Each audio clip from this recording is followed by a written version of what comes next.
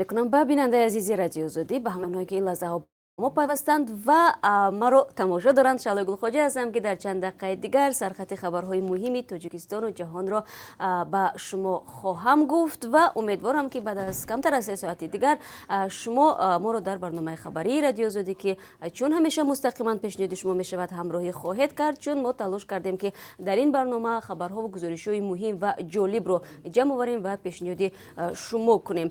خب حالا در پراگ ساعت 9:56 دقیقه هست و در دوشنبه 1:56 دقیقه. شروع میکنم از اون که در پوکروت استحصال طلا از سر گرفته شد. شرکت CNPC اعلام کرده است که چند روز پیش دیگر باره به استحصال طلا آغاز نمود. سال 2017 ترمه خط استحصال طلا و نقبای پوکروت را ویران و زیر آب کرد و یک مدت این کارخانه از کار ماند. این هم در حالی است که کارخانه مذکور سال تا 2 تن طلا تولید میکند. مجازات برای بی‌اعتنایی وزارت کارهای داخلی تاجیکستان برای خنک‌نظری نسبت مراجعت شهروندان 2 کارمندش را جزا داده است. وزارت کارهای داخلی تاجیکستان میگوید مردم خیلی فعالانه با میلیس همکاری میکنند و دهها جنایت به گفته مسئولان محض با کمک ساکنان عادی باز شده است. پس چرا این 2 خادم میلیس به مراجعت شهروندان بی‌اعتنایی کردند؟ برایتان در برنامه خبری خواهیم گفت. در همین حال یک نوار ویدیویی بدرفتاری و تحقیر شدن یک زن از سوی مفتش در سمرقند ازبکستان به اصطلاح شبکه‌های اجتماعی را ترکانده و سر و صدای زیادی را به وجود آورده است. مفتش با الفاظ قبیح زن را مجبور میکند که برهنه شود. حتی زوره و تولای زن به این مفتش اثر نمیکند. این زن و یک روی دیگرش به چی ای به شعبه میلیس آورده شده بودند و پنج شدن نوار چی عکس‌العملی داشت در برنامه خبری پیشنهاد شما میکنیم. در این باره ما یک صحبت مفصل داریم. دسترخوان مشترک آن را با هم نزدیک میکند. در مسجدها برای متحد کردن مسلمان ها و از بین بردن عقیده های منفی طبق یک طرح به تقسیم غذای معروف شروع نمود. این لایحه در کدام کشور راه اندازی شده است؟ بعد از تماشای برنامه خبری خواهید فهمید.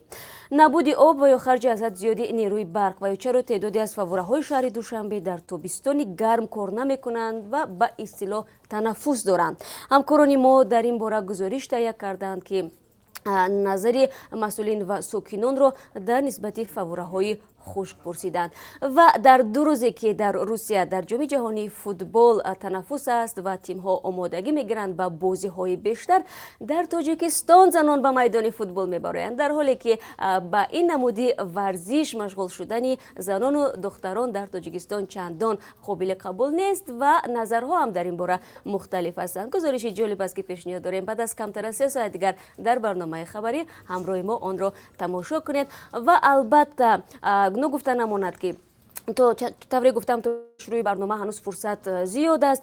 خبرهای مهمتری هم در پیش داریم، در دست داریم. انیکترش که همکاران ما برای تفصیلات آنها تلاش دارند که تو که خبر و گزارش های مکمل رو برای شما ارائه کنند. خلاصه دوستان عزیز فراموش نکنید آزادی ویدیو کانال مخصوص ما در یوتیوب است که همیشه نوار و گزارش های جالب رو پیشنهاد شما میکند 24 ساعت در یک شبانه روز و شما میتونید با تماشای این کانال از نوگانی های تاجیکستان و جهان با خبر شوید و حتما که خواندن و تماشا کردن گزارش های دیگر رو در وبسایت رادیو آزادی www.azadi.org هم فراموش نکنید و البته سری هم بزنید به صفحه های مخصوص ما در شبکه‌های اجتماعی که در همه شبکه‌های اجتماعی رادیو آزادی آنجا فعال است. من شعله گلخواجه بعد از کمتر از 3 ساعت دیگر همه شما عزیزان را منتظرم.